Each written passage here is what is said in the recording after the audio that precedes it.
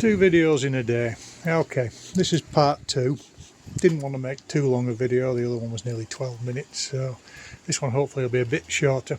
And we're going to look at the steering and how the position of the steering rack affects things, or steering mechanism. Racks are not the only fruit. A friend of mine pointed out to me that GNs would not have had steering racks.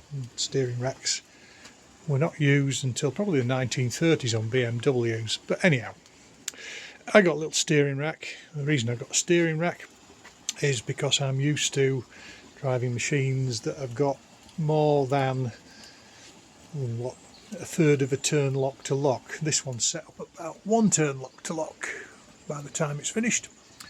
I didn't get along with the pitman arm steering system in the three-wheeler, so I changed that over to a rack, and ever since then it's been easy enough to make a little rack and bang it on. So the position of the rack and the position of a pitman arm will make a difference to your CycleKart.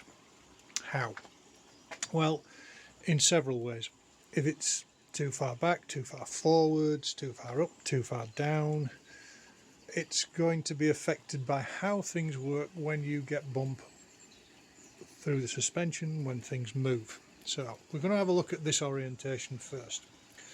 Now you can see as I've got that set up, if we look at the horizontal orientation, the arms from the end of the rack are going slightly downhill on both sides.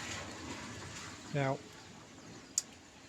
I probably could have got that rack slightly higher, and I still might move it so it is, because by the time that weight's on the front of the car, those arms are going to be level, and I like them slightly drooping down a bit when the car's loaded, and there's a reason for that. If they are slightly drooping down when the car's loaded, when you hit a bump they go through level to slightly going up, which will affect the toe of the car. So any bump will push, when it gets level, those steering arms at the back outward and increase toe until level, and then decrease it past level to pointing upwards. So your bump will be affected. Now if I had that really high, really high rack, imagine that those steering arms were drooping a long way down, then the bump toe or the bump steer per wheel would be greater. So you want them somewhere near level, but in an ideal world I think you want them slightly drooping downhill.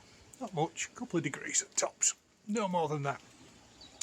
And that'll give you a little bit of stability under braking, because the weight goes to the front of the car and pushes the suspension down a little and keeps the toe in correct for braking, which you could do with. If you go toe out while braking, you might find it gets a bit squirrely under braking. So fairly level, slightly drooping down in my opinion. Some people may have different opinions on that, I'm sure. So that's that orientation.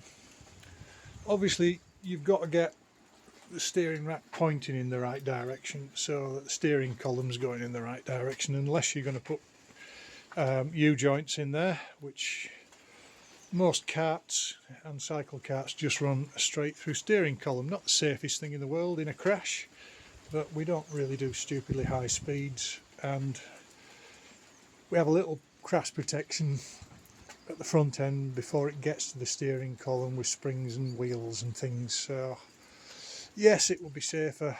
And on the three-wheeler I put a collapsible steering column in there. I made one of those. On my auto unit it's just a straightforward tube, so pays your money you take, takes your choice. So looking down on from above, you can see maybe that the rack is slightly behind a straight line, so that those two arms from the rack to the steering arms are going slightly forward. Now that's for a reason on this CycleKart. This CycleKart is a longer wheelbase than the Ackermann arms are designed for.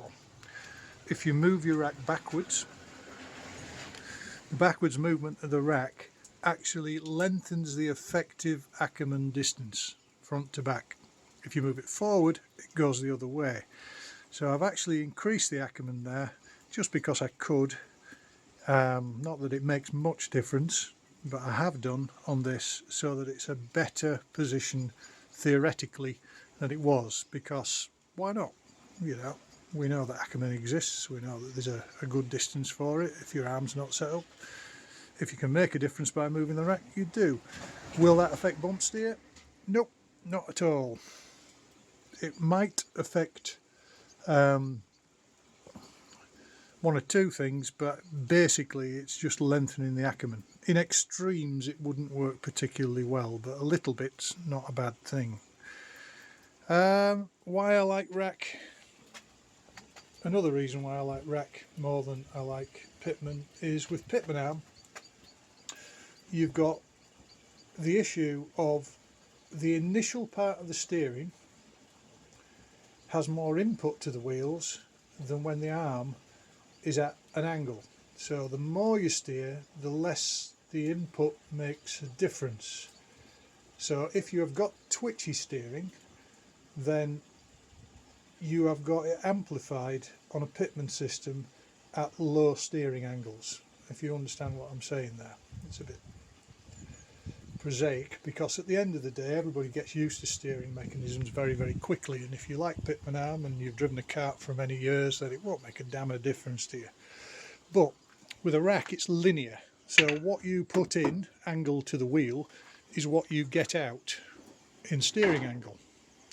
So any linear movement of that rack is represented by the same number of degrees on the wheel, and I'm used to driving a normal road car with a rack and it feels good to me. That's why I put a steering rack on. The other thing with pitman arms that you need to know and you need to design in is you need to make sure that your pitman arm cannot go past 90 degrees one way or another, because if it does and it goes too high at one side, you can actually lock the steering system at full lock and it will be very difficult to pull back. So you've got to make sure that you never go over centre with your pitman arm system. Now with pitman arms you can actually add Ackermann.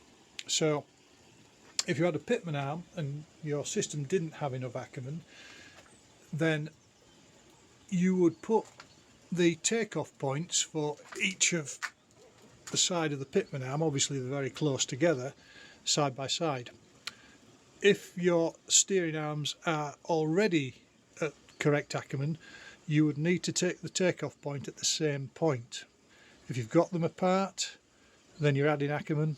If you've got them together on a pitman arm, then you are relying upon the Ackermann in the arms of the spindle going down there. Okay, I think that's all I need to talk about on steering, but that's how I've got this one set up.